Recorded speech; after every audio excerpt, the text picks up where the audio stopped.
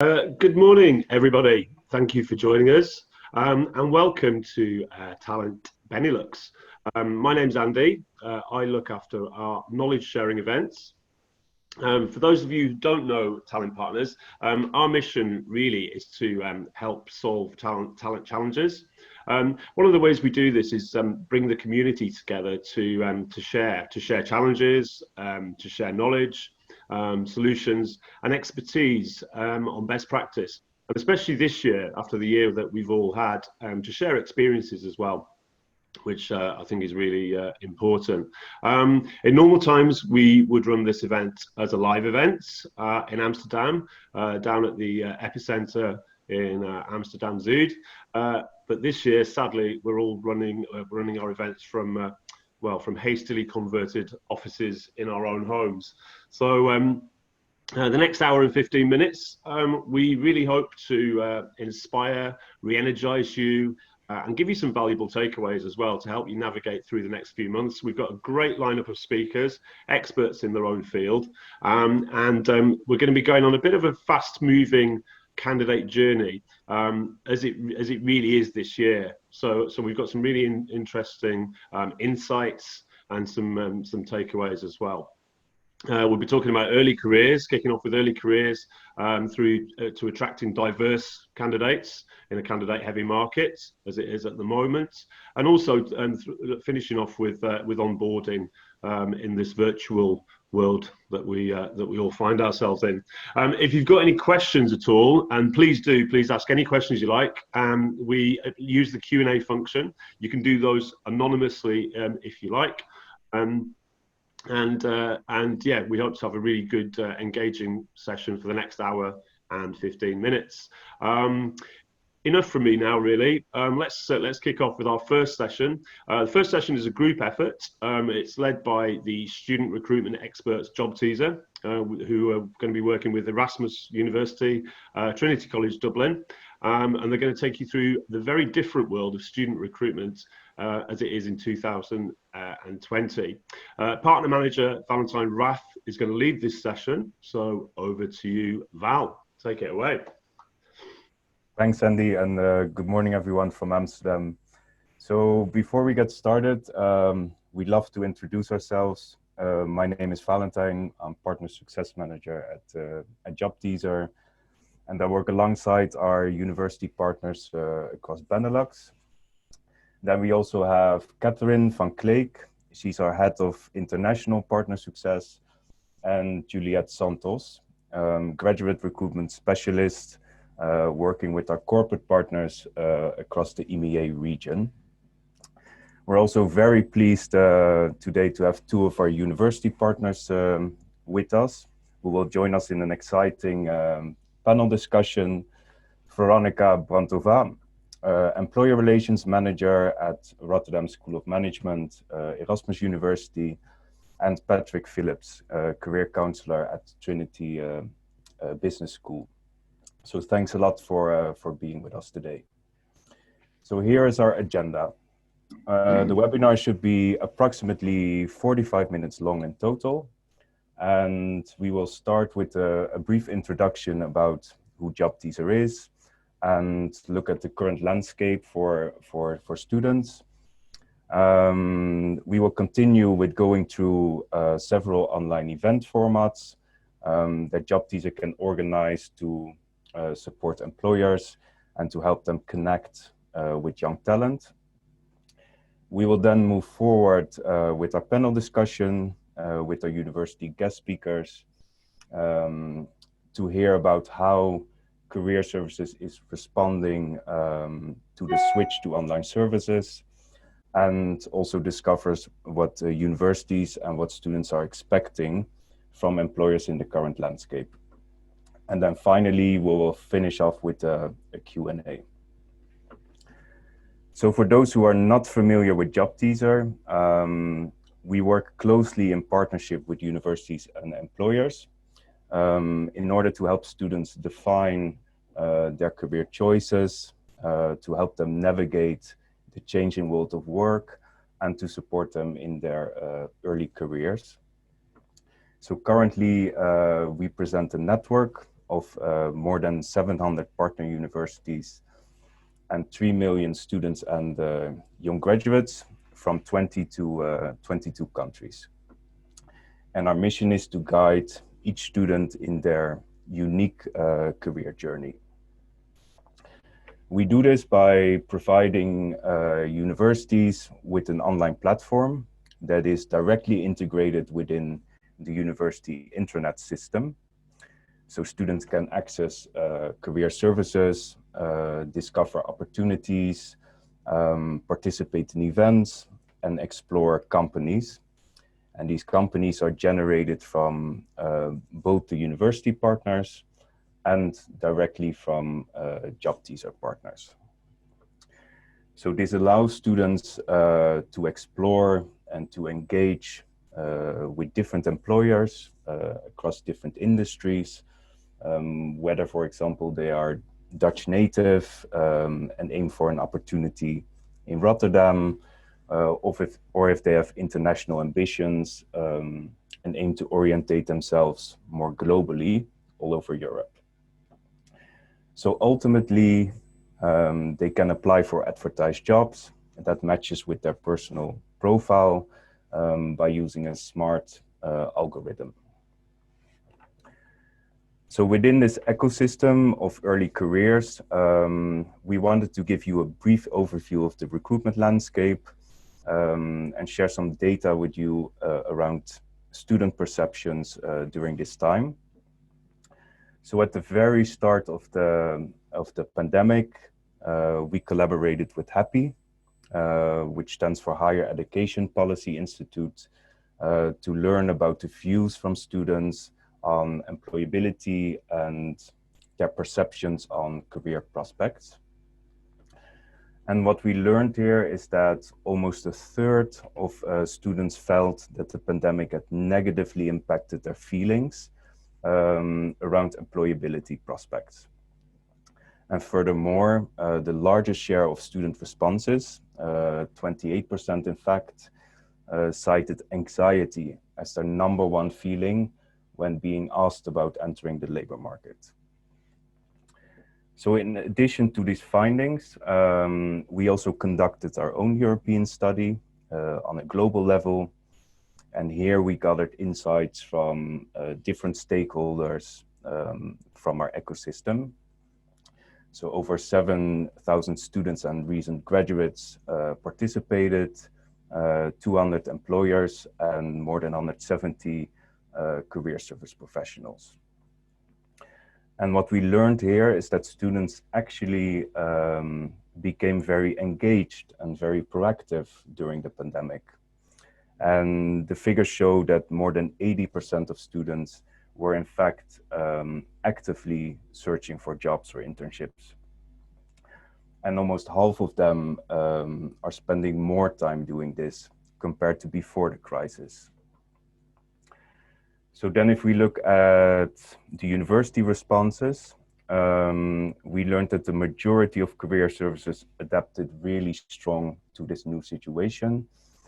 90% of them shifted to fully or partially providing online services, and also mentioned that they prioritized helping students in finding that internship and finding that job in an early career path that might have been affected by the pandemic. And furthermore, with their services, they are continuing to adapt. So what's next? With universities revising their online service delivery, we could see a leap forward to career guidance and also support available for students. And with students being more proactive and more concerned about their future, this is the time to activate the whole ecosystem and together work on filling this anxiety gap to meet the needs from young talent in facing challenges. So it could be, in fact, an opportunity to help students build their employability skills, such as strengthening strengthening their resilience and strengthening their self-confidence. But also, of course, be mindful of choosing the right formats of interaction that catches their attention in a smart way without overwhelming them. And these interaction formats might be fairly easier to set up online. So in fact, to bring this together, it could be a start of an exciting new phase in career guidance of early careers. And we'll be hearing more suggestions in our panel discussion shortly. But first I will hand over to my colleague Juliette, who will run us through different online event formats. Thank you, Val. With most universities going fully remote, we help our company partners host different events. So from fairs to presentations and more, as you can see on the slide, to reach the graduates across Europe. For careers fairs, we offer two formats today, either within one university, run by the university and hosted on JobTeaser, or hosted within multiple universities at the same time, which our network allows today. From the next example, you can see the University of Bradford. The virtual careers fair for the University of Bradford is promoted by the university, and their employer partners or other employers who want to participate can have a virtual stand, book one-on-one sessions with the students, or even offer a group chat and webinars. Another thing that we're trying today, it's called the JobTeaser Virtual Careers Fair, and it has a larger audience than just within one university.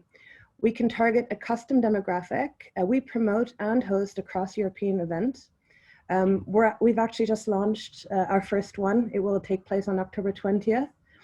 And already 600 students and graduates have signed up since we launched the promotion on Saturday. So it's very exciting times ahead. There are other recruitment events that we also offer. They come in different formats corresponding to what employers want to relate to their target audience. The first and most popular one that we have is called Unlocked. It offers a 360-degree view into a company in form of a 25 to 30-minute presentation interview with a host, showcasing graduate life and opportunities with the employer hosting the session. The video afterwards can be used to promote the graduate opportunities of a company. Another format that we offer is called a push event. Events are a 30-day promotion leading to an employer-hosted event. So you can collect questions in advance, you can even collect CVs in advance, and apply specific targeting such as languages, location, or type of universities, such as business universities or STEM universities. On screen, you can see an example from one of our clients, IMI. They were trying to target more females, and the event was a success. The last format that we offer today, again, this is something that came as a direct response from the pandemic. It's webinars. And webinars give employers an opportunity to live chat with the audience of their choice. So again, we can be very specific in targeting across Europe. It can be live or pre-recorded for those who are not as comfortable doing it live. And we can use the questions that we collect during the promotion from the students. Sometimes it's very entertaining to see what questions they have and things that we may have not considered beforehand. And you can also change the event and discuss any topic of choice.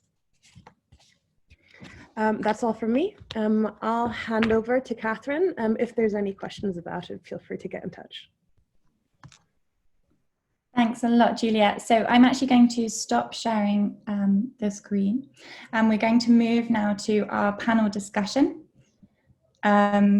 with Patrick Phillips from Trinity College Dublin Business School and Veronica Brentova, Employer Relations Manager at Rotterdam School of Management, Erasmus University. So we're really pleased to have them talking you through this today and giving their perspectives on what it's like in their setting, and yes, talking us through sort of how students have reacted, how employers have reacted, and any suggestions they might have. So again, if you do have any sort of questions as you're listening to this, please do put them in the Q&A.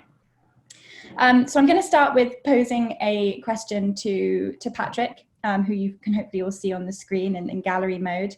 So Patrick, have you seen a big change in student mindset since the pandemic? Yeah, so I think like with everybody, there was a kind of a paralysis for the first couple of months when the lockdown came in.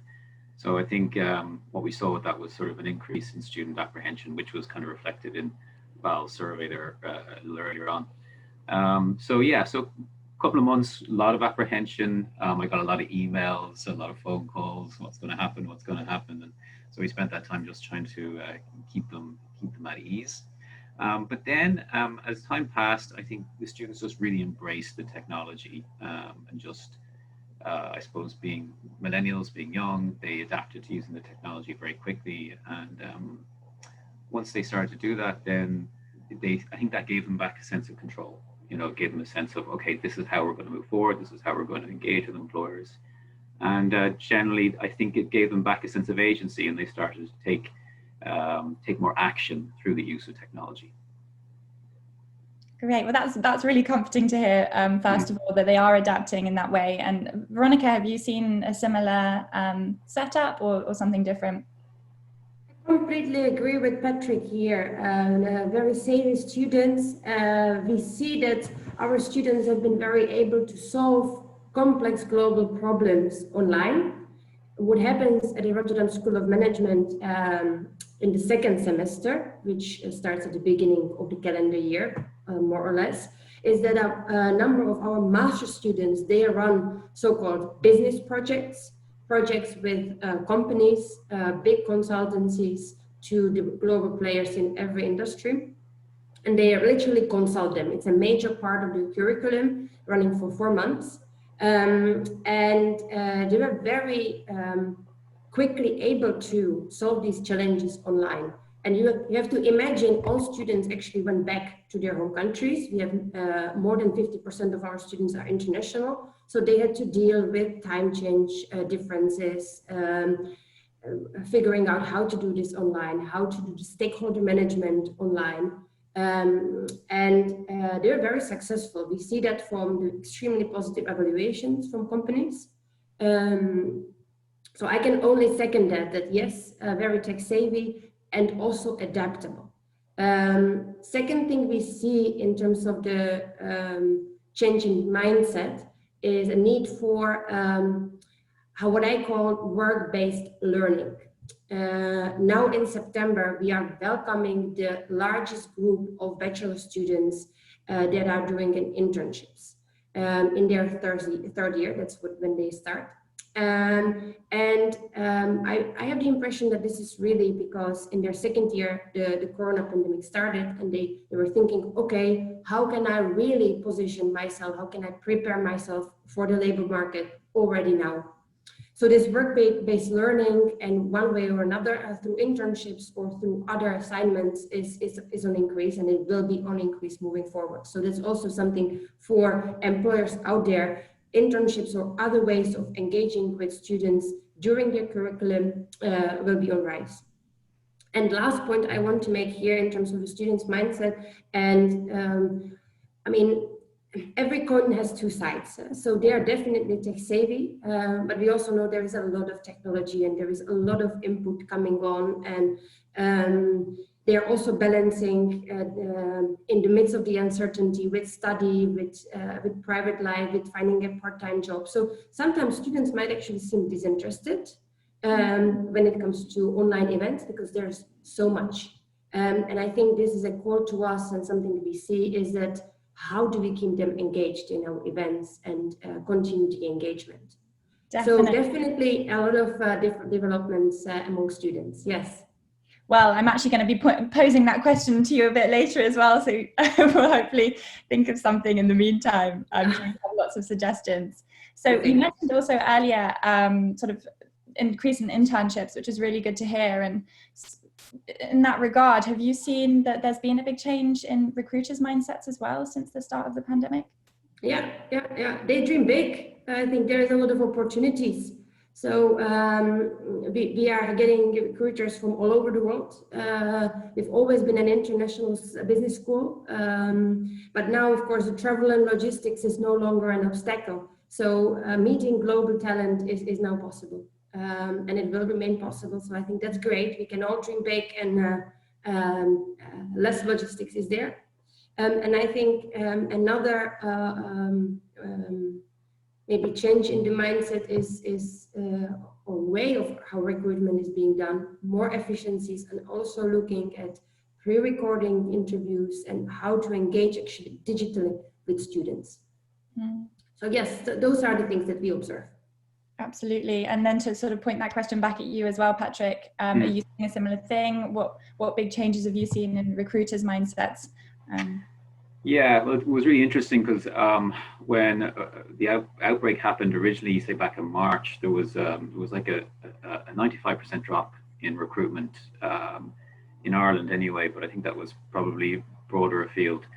So 95% drop in recruitment, everything just stopped. And then gradually, as we came into May, there was an uptick in recruitment. And I think what happened was recruiters were starting to receive a huge volume of applications. There was a huge volume of CVs coming through. So that's kind of where their sort of the pressure was coming from, was trying to manage this huge sort of tidal wave of applications. Suddenly it became an employer-driven market. And I think what recruiters are saying to me is that applicant tracking systems became really important to try and filter CVs. And I think just generally speaking, became a huge emphasis on CV design, making sure that CVs were easy to read, because recruiters are saying to me, look, I only have 15 seconds to look at a CV. I'm using applicant tracking systems to filter initially, and then I've got literally hundreds of CVs to look at. One recruiter told me that they received 1,000 applications for a position. So you can imagine the kind of pressure that's putting recruiters under. So I think that the key thing for them is if they have CVs that are easy to read, that they can scan quickly, it's making their lives a lot easier, and it's making it a lot easier for them to decide who to shortlist for jobs.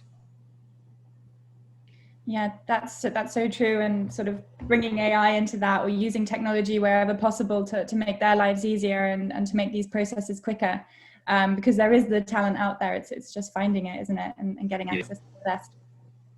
And Patrick, how would you say at Trinity Business School, how has your career service adapted to the shift? Yeah, that's been a really interesting journey, because we went literally from being an in-person career service, meeting our students in person, doing all our presentations in person, our careers events, to suddenly overnight working digitally. So myself and the rest of the team just had to learn to embrace technology.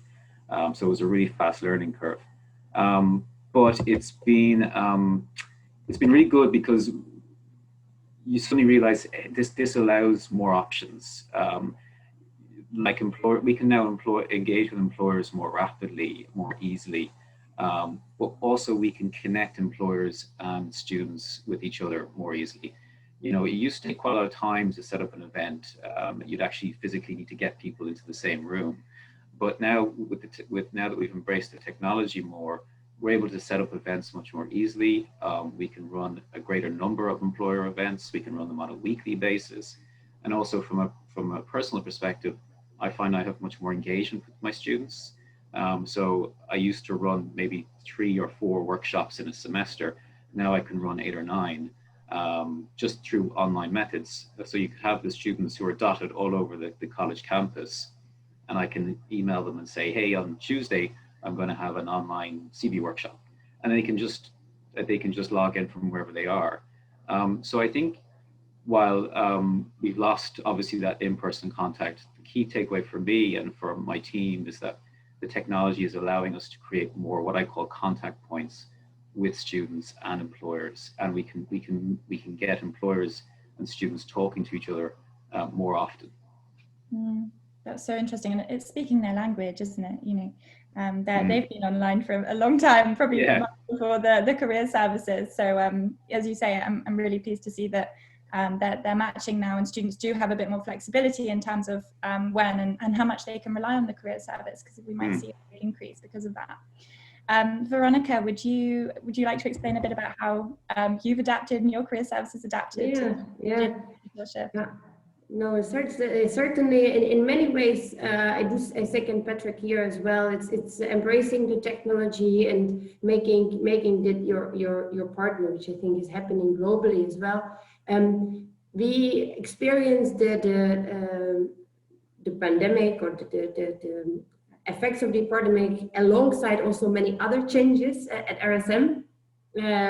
Our team started expanding, so the career service team, it wasn't due to pandemic. I would lie here if I would say yes, let's really make most out of it. So we are expanding. We are now 6 people in the team. I know for the UK standards that's normal. For the Dutch standards, that's a big career service when it comes to master and bachelor students. So that's certainly one. We also have a new leadership team as the Rotterdam School of Management that is focused much more on partnership and engagement with not only corporates and big companies, but also with the ecosystem, with smaller companies, as well as with let's say, the government organization. So that plays alongside the developments and also gives a lot of weight to the career service. So it's not only a smaller team that's doing events. No, we are also upscaling in terms of what is our role within the organization and how engagement with, how I call it, organizations out there is taking place. So that's certainly one. And of course, technology, embracing it, cutting through the chase. So we ourselves went out there and stood in front of the cameras to record vlogs for our students, invite them to events, share career tips with them. So also ourselves being tech savvy is something that's definitely needed, and we are taking the steps to do that. It's really fun, so I'm very happy that we are experimenting in this sense. Fantastic, and really pleased to hear that. And as you say, maybe one of the few career services who has grown as a coincidence with the pandemic. So really happy to hear that. And sort of, you mentioned a few employer initiatives, and I know you've got some up your sleeve. So how can employers best engage with students digitally? You know, that's sort of the question probably everyone's thinking in the webinar. Yes. So here at RSM, when we started with the pandemic, we said, okay, let's really try a few things and let's do it really low threshold. We started organizing coffee chats, also thanks to Job Teaser, and hosting these events with us online. We are now in a transition where we go from the low threshold coffee chats, 1 hour coffee presentations, to what we call a coffee with cake and icing. So the icing is our ICE event, an online career event, where we have 13 companies during half a day. So that's a major event for us, and it's in November. So in that sense, we are also experimenting with the scale of the events we can organize online, and not only one-on-one session, but panel discussions and topic events. I think when it comes to what I talked about earlier, the polarization in terms of there's so much activities taking place online, and for students, you know, what is it that we go to, how do we prioritize? It needs to be very clear what's the added value, what's the value proposition, and what do students get out of an event with an employer. So make that very clear, what is it we want to achieve, teach them a skill, give them a presentation, show them around your campus online, that these are all possibilities and these are all very nice options, but be very clear about it, because you need to cut through a chase as an employer. Engage.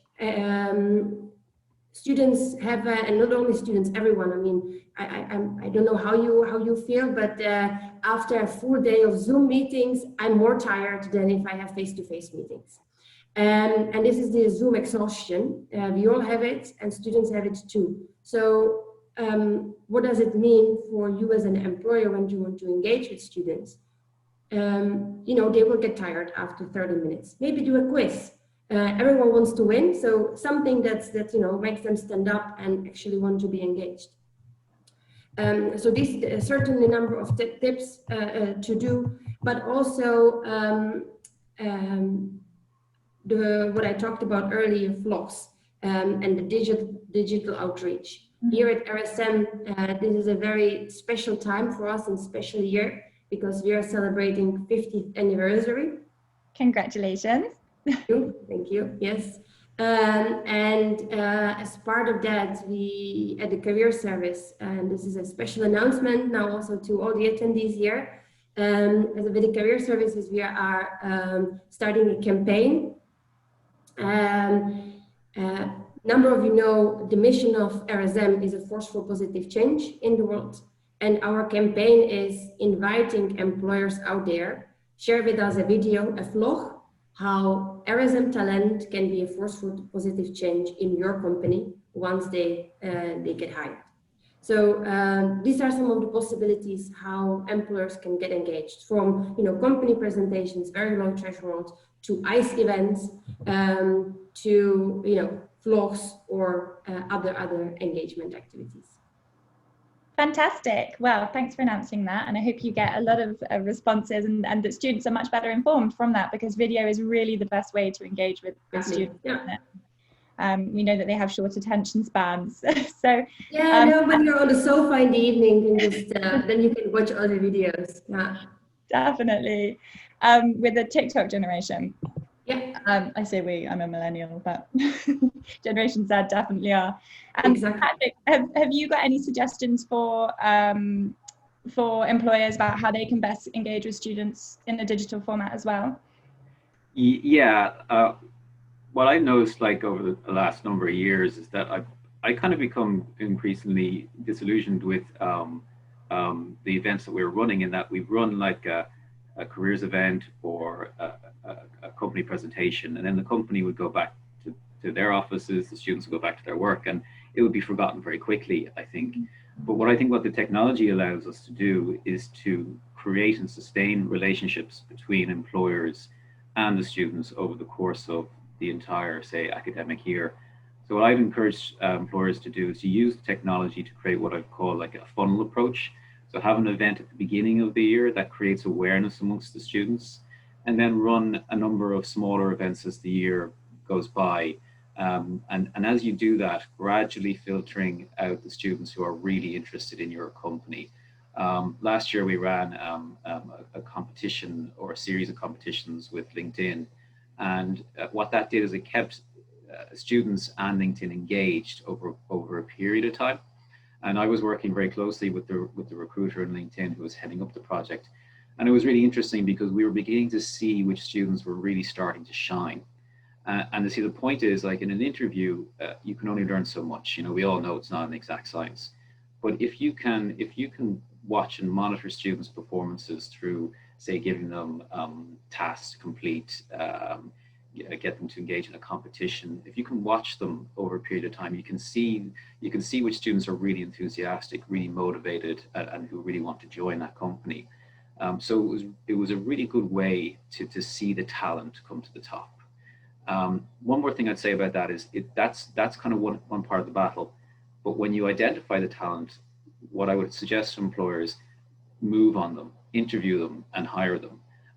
What I found last year is a couple of these employers would do a series of events, identify the talent, but would actually delay moving to hiring, and they'd lose out on that talent. So what I'd say to employers, if you identify someone who's very good, invite them for interview and make an offer early, because if they're shining for you, they're very likely shining for another employer as well. So that's the key takeaway for me and what I would recommend employers to do. Thank you. That's so helpful. And I love this funnel approach that you're talking about. And for me, it really resonates, the difference between an exam and coursework. You can be great on the day, but it doesn't necessarily show you all of your skills, show the employer all of your skills. And in the same way, some students miss out with exams and things because absolutely.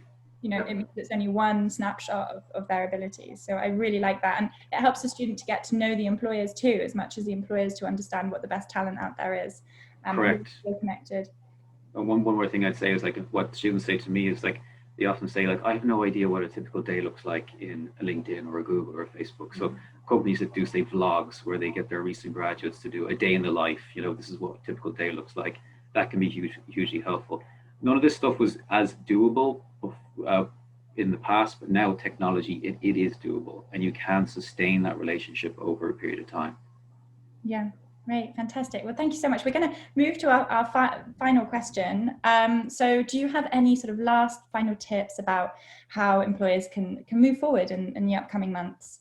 Veronica, should we start with you? Yeah, and I also compliment Patrick in this. I think the funnel approach is definitely excellent. And in the end of the day, it's all about longer term engagement, because one shot off, it's nice, but it needs to also stick. And I think along with that, it's about there is a lot of uncertainty, anxiety with students, but also a lot of possibilities. And I would say, be clear, be transparent in what you're doing. Are you hiring? Are you not hiring? Are you hiring specific type of skills? Are you hiring only for specific type of languages? Share it. Don't come to an event with students and present, and then in the end of the day, only 10% of them actually the event is relevant for them. Because your employer brand will suffer from that.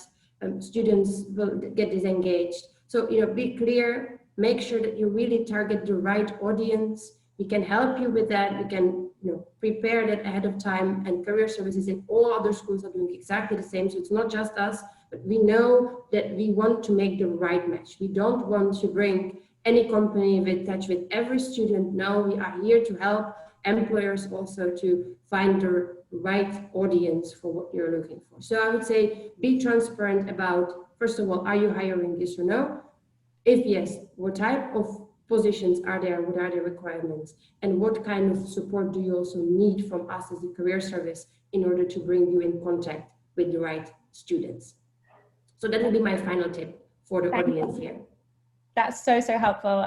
Be transparent is the message there. So thanks a lot. Patrick, what would you say is your final word? Yeah, I really agree with Veronica on the transparency issue. It was really interesting. Last year, we had a large visit. We brought all the students to Google, and they sat through a series of presentations in which Google explained exactly what jobs are like in Google. They're predominantly sales here in Ireland. And what was really interesting is the students that came away from that, a large percentage said, wow, I really, really would love to work for Google. And I always did want to work for Google, but I realize now they're not the kind of jobs that I want to do. Whereas another portion of students were saying, yes, it's exactly what I want. So I think often employers come in and they give a really glamorous view of what it's like to work in the company. But I think what happens then is students get a false impression, potentially. They go, they interview, they get an offer, and 6 months into the job, they realize it's not for them. So I think what Veronica is saying is correct. Be transparent, because you want the right students to apply. You want to make the right hiring decisions. And I think that's the key takeaway, and keep embracing the technology to help facilitate students understanding what does it really mean to work for that company? What's the career prospects, and how am I going to thrive in that organization? So I agree with Veronica on that. Yeah. Fantastic. Yes, we really leapt forward about 5 years, I think, in this whole process, and we just need to hold on to it and learn everything that we can in a much quicker way, definitely. Yeah, I agree. All right, well, thank you so much, both of you. I know we're sort of coming to a close now. Andy, do we have time for questions from the audience? How do you want to? I think most of the questions, because I was getting a few through here, you've kind of covered them in the panel debates. There was just one about how it kind of how student engagement, now that everything is digital, differs across Europe, because obviously Europe is such a diverse continent, and student engagement is different in every region that you go to. So that's probably one for you, Catherine. I'd say maybe. Yeah, testing my skills here. So generally what we've seen is that engagement on the whole has gone up. So students are much more online. They are looking for opportunities. Fortunately, a lot of students in the globe have access to Job Teaser, so they're lucky to have access to these company videos, information, more transparency about jobs. But for those who aren't, we're definitely seeing that people are much more online. There is that anxiety there, But what I've really seen from a lot of our university partners across Europe is that career services are saying, okay, if you cannot find a job right now, you know, recruitment is lower than what it was. If you cannot do that, then focus on self-development. What can you do to build your skills and actually make the most out of this opportunity? There are so many things, you know, a lot of students are also going back into academia. So again, you know, instead of graduating and moving on to a job instantly, some are considering doing masters, and we've seen an increase in that across the board this year as well. So I don't have any statistics. One thing we are doing is a student survey at the moment. Is we only sent it out last week, but from that, if you watch this space, we will have access to a huge database of our students' answers about how they're feeling now, because obviously Val showed you our results from May, but obviously a lot has changed since then, so definitely watch this space and do get in touch with us. Fantastic. Okay, thank you guys for that. That was really engaging, and I think it's really useful to get obviously a bit of research. It'd be really interesting for us to get your research as soon as you've compiled that as well, to find out you know what is going on with the student world. And I guess it's interesting for employers, even if you're not recruiting as well. It's how you can engage with students and build that kind of early careers talent pool, and maybe offering kind of learning and development programs, you know, could be part of that as well. But it looks like digital engagement is definitely here to stay, and I think the pandemic has just hastened that probably. It's absolutely true, and yeah, we'd be happy to share the information with you, so that the audience can get that hold of that too. And if you do want to get in touch with us, I've put everyone's emails at the bottom here as well. Great stuff. Thank you very much. Okay, in the interest of keeping this fast moving, I'm now going to hand over to our next speaker. Jen is going to be talking through keeping your D&I strategy alive through disruption, but also how to build it to suit your own business.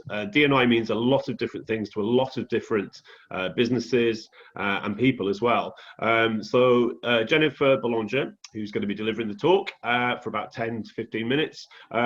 Previously you were with Nike, weren't you, Jen? And then Booking.com, and now you're with Learn L&D Early Careers. No, Student L&D, Love Ferry. So take it away, Jen. You can explain that. Sorry, that was a messy introduction. No, it's okay. There, wasn't it? Oh, sorry. Actually, it's called Love Every. So it's that's the one. Yeah, I couldn't get the word out. It's a stage-based play company. So they have some really impressive investors and are expanding to Europe. So anyways, I'm a consultant. I knew that. I'm going to switch myself off now and leave it to you. Let me hold on. Let me go ahead and share my screen so I can get my my deck going. And I know we are on hurting for time here. Can everyone see this slide? Not yet. Not yet. No. Okay. There we go. Just slide play. Okay, now everyone can see it, correct? Yeah, we've got that. Great. Okay. All right. Fantastic. So I'm really excited to talk about this topic with you guys today. You know, I do want to say I'm not like I've never been a head of D&I, or it's never been 100% of my focus in my career, but I have spent a lot of time working in D&I.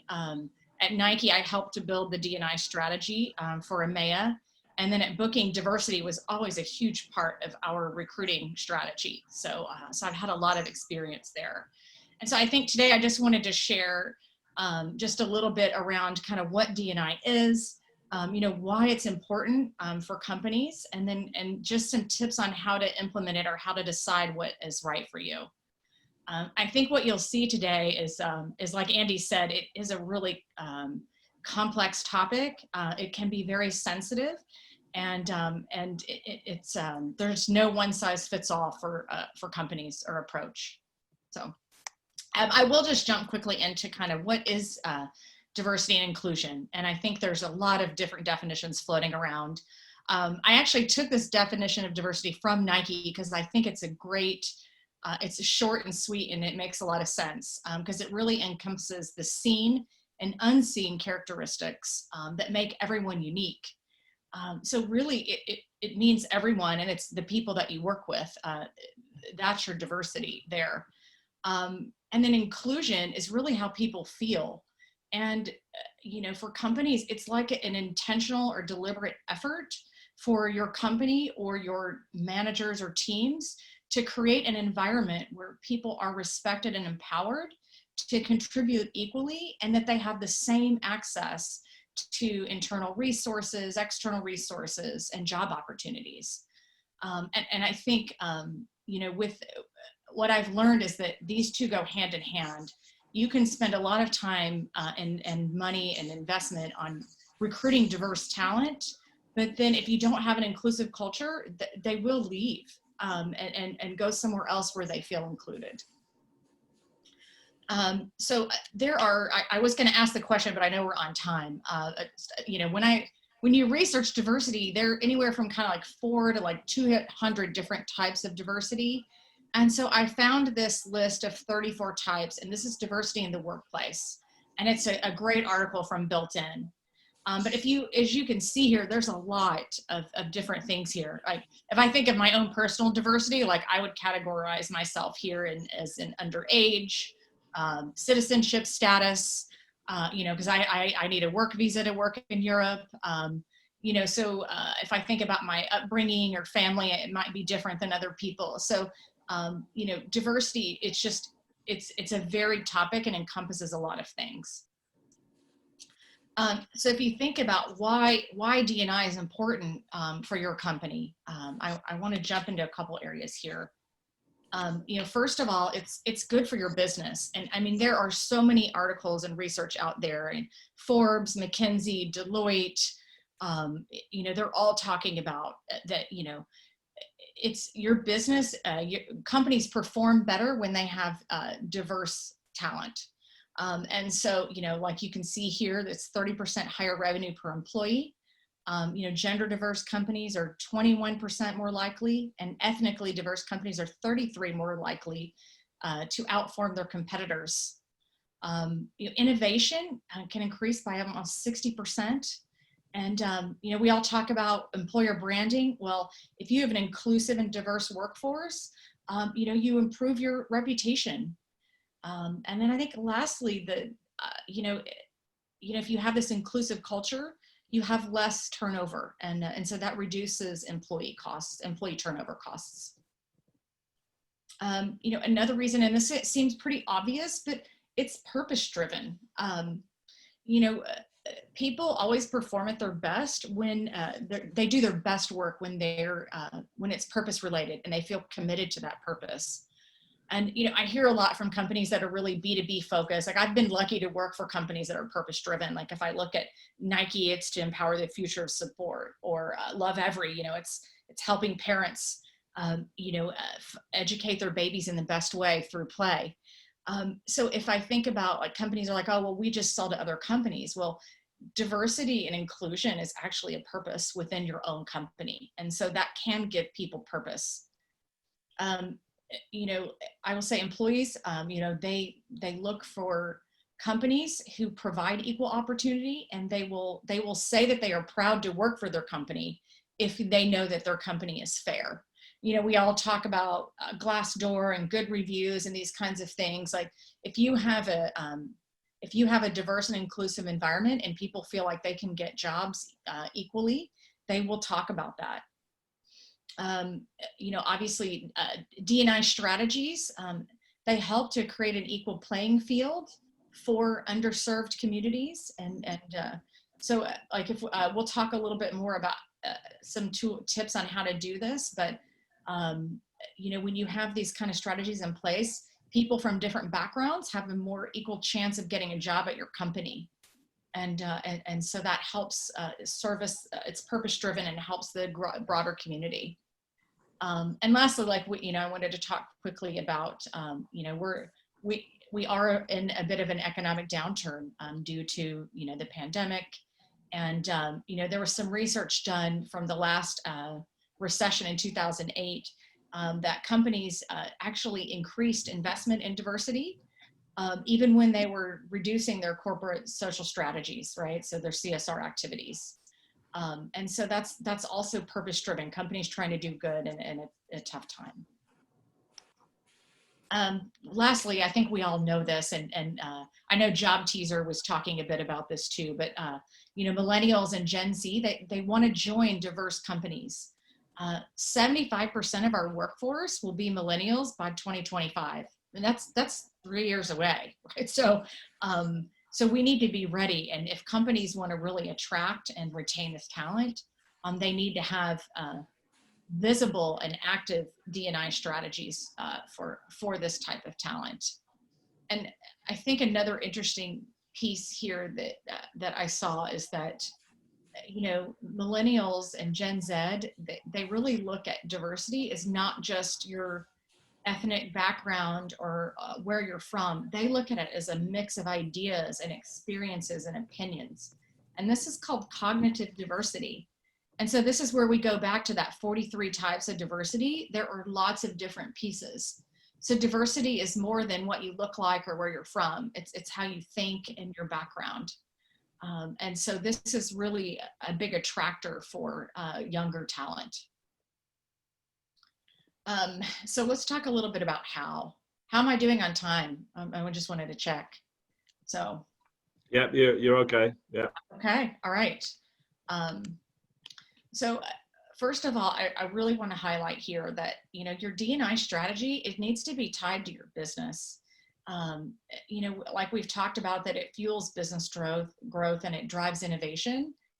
But ultimately, like your customers and your employees should be somewhat representative of your customer base, right? So if you, you know, if your customers are young people, then you should have young people.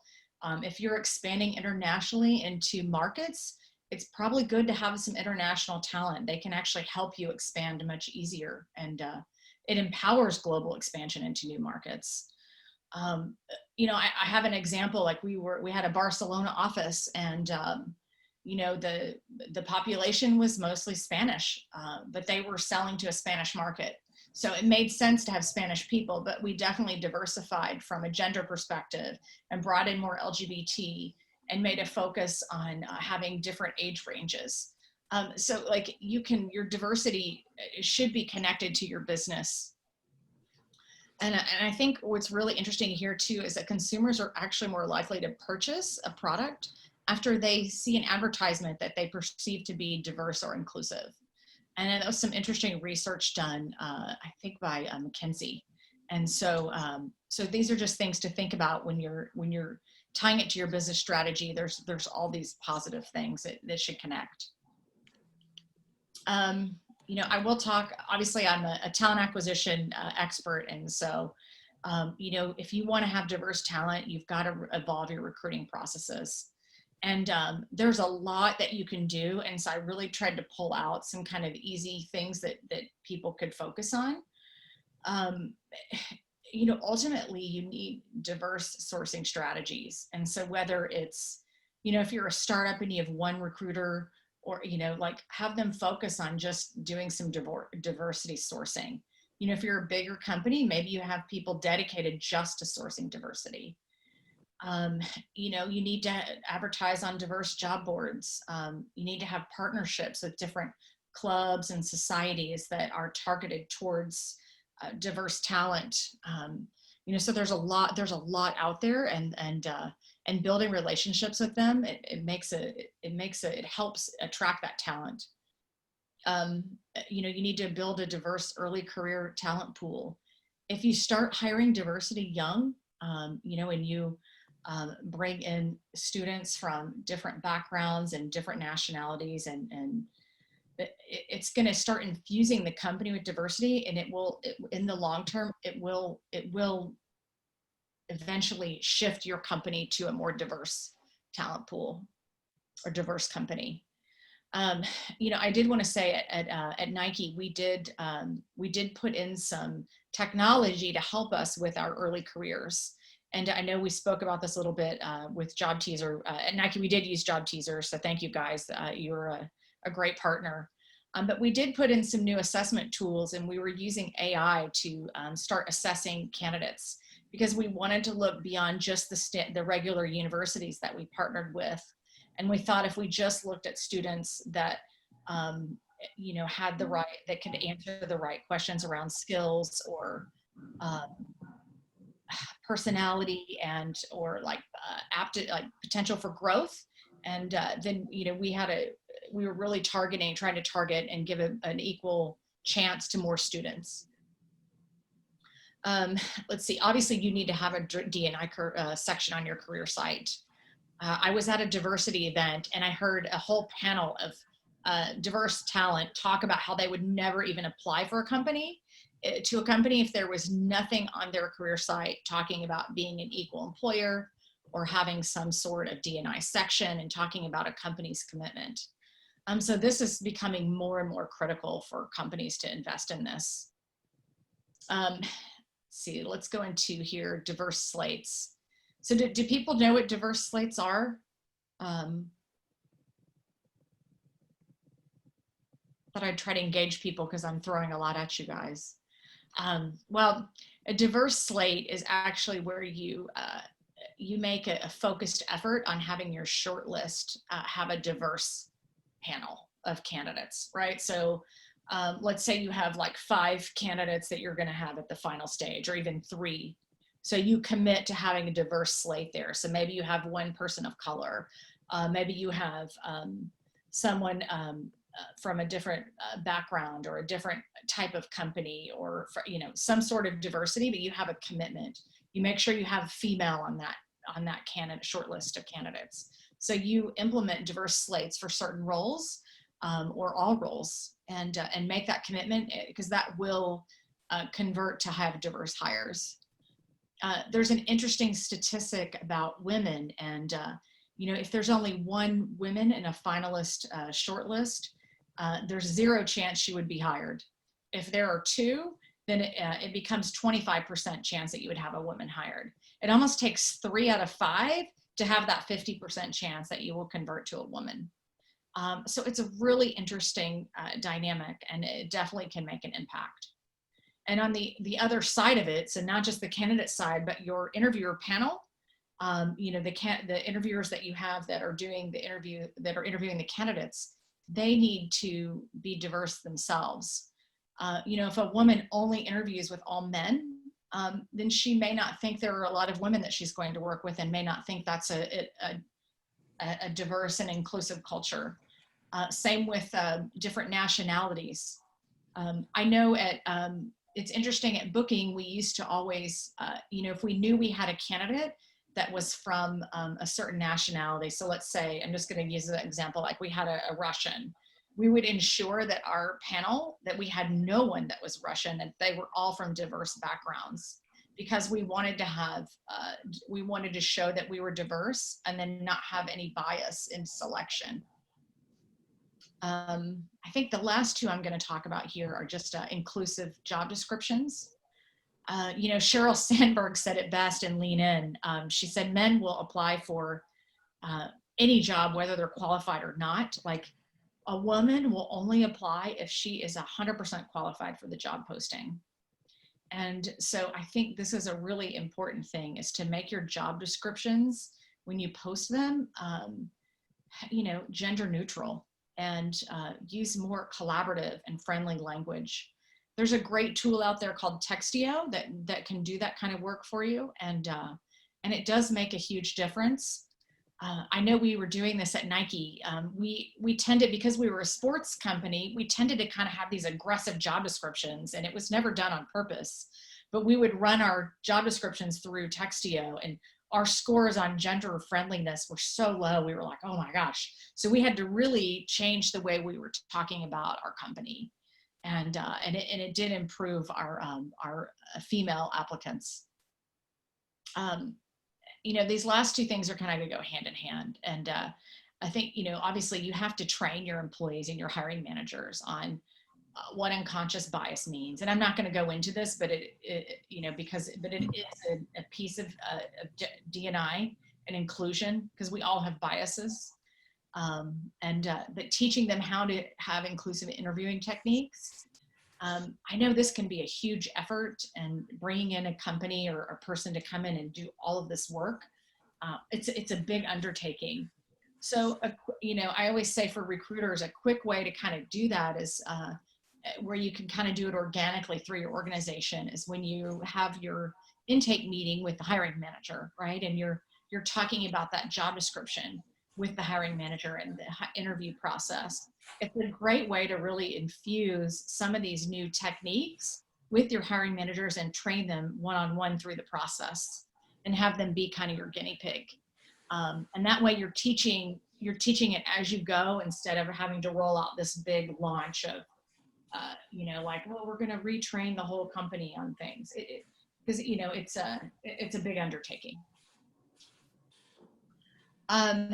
So lastly, that's it. I think for me, oh, I forgot, I have one more slide. Lastly, we talked a little bit about inclusion and that you do have to have this inclusive culture. And because again, all these diverse strategies won't work if the culture doesn't support it. And so just some key things here I wanted to have an inclusive culture. These are some things that you need to do to get this in place. You know, of course, your leadership, they have to be bought in and they have to actively champion D&I. And I think what's key here is they need to be able to talk about it internally and externally with candidates. So, and employees and with the business and, you know, whatever. I have seen it go bad where, you know, the wrong person was talking about it or they weren't trained and it was a sensitive topic and it didn't land well. And so I think it's really important that people need to know how to talk about these things. You know, secondly, you need to educate your employees on what these concepts mean. You know, if you're going to have a diversity statement for your company, like have that statement, explain it, launch it, work with your internal comms, right? Like, and connect it to your company values, right? So really start building it into different pieces of the company because then it will really start to infusing your culture. You know, encourage ERG communities. So these are employee resource groups. And so, you know, if you guys want to know more about this, but there's things on like allyship, role modeling, and then of course, employee networks. I know Nike, I think we have like 10 different employee networks, you know, so supporting all different types of communities, and Booking had also been putting those in, not putting those in, but launching those in the company. I think the key thing to think here is that this should not come from the top down. Like, it's not like HR comes in and says, oh, we're going to build networks. Like, it really needs to come from your employees and then support them and provide them funding and a space to be supported and be heard and connect. You know, make sure you're providing internal career opportunities and leadership development for your employees, and especially you know, if you have some diverse employees from different backgrounds, like they may learn a little different or communicate differently, and they might need extra support or a different type of education. So, but make sure you do this because you're then, you know, again, infusing your future leaders with diversity. Last two things here are benefits. I think we sometimes forget about our benefits being something that help drive inclusion. You know, if I think about, for example, like maternity leave and paternity leave, like they tend to be different programs. Like, why is that? They should be the same because, you know, people can have newborns or be parents no matter what sex or sexual orientation or gender they are. So it should be that they should be equal. You know, obviously remote working is a benefit that's become fairly common now. Like that's you know, that's actually a great way to get diverse talent because you can, if you decide to roll that out for your company across all of Europe or across the Benelux, like you can attract more diverse talent that maybe didn't want to relocate to your office or didn't want to work there or you know, you're trying to tackle a new market. You could hire people in new markets that have different backgrounds. And it's a lot easier because you don't have to relocate them. So these are just a couple examples of benefits, but there's a lot more things that you can do. And then lastly, you know, survey your employees, check in, see how they feel. You know, I know a lot of companies tend to do just kind of this annual employee engagement survey. You know, make sure you're asking questions that cover the topic of inclusion, and you know, and then have check-ins, right? And check in with your new hires too. How are they doing? How do they feel? You know, did they land well? Do they feel included? Are they getting the support that they need? So all right, so my last slide now is kind of key takeaways. So, you know, when you're building your own D&I strategy for a company, I mean, again, it needs to be unique to your company, and it should be purpose driven, and it should support your business strategy. And remember that your leaders need to be bought in, and they need to actively champion your D&I strategy. Second, we have heard that, you know, talent, they want to join companies who are authentic about their D&I and companies that are showcasing D&I. So, you know, make sure that you're telling that story. Of course, third, like, you need to evolve your recruiting processes. They need to incorporate new D&I concepts. And this way you're creating an equal playing field, allowing for diverse talent to be hired more easily. And lastly, like, your culture has to be inclusive, or again, your diversity strategies won't stick. So that's it. So any questions? Thank you, Jen. That was really, really insightful. There's so many takeaways in that. I think it was a real ride through everything that's happening right now. We have got some questions, but what I'm going to do is I'm going to add them onto the survey afterwards. Speaking of surveys, and then forward them over to you, just in the interest of timekeeping. So no, thank you very much for that. I think there's a lot of takeaways. We will make the slides available as well to our delegates afterwards. So again, if someone wants to contact you afterwards, your details are on there, right? Absolutely, yeah. If someone wants to reach out to me and ask some questions, because I know it's a lot of information. A lot of information to take in, isn't there? It's a huge topic. It really, and it's not just about acquisition, talent acquisition. It's across the whole organization. Yeah, employer brand, referral, all that stuff. Everything. Yeah. Absolutely. Yeah. Perfect. Thank you very much for that. Really appreciate that.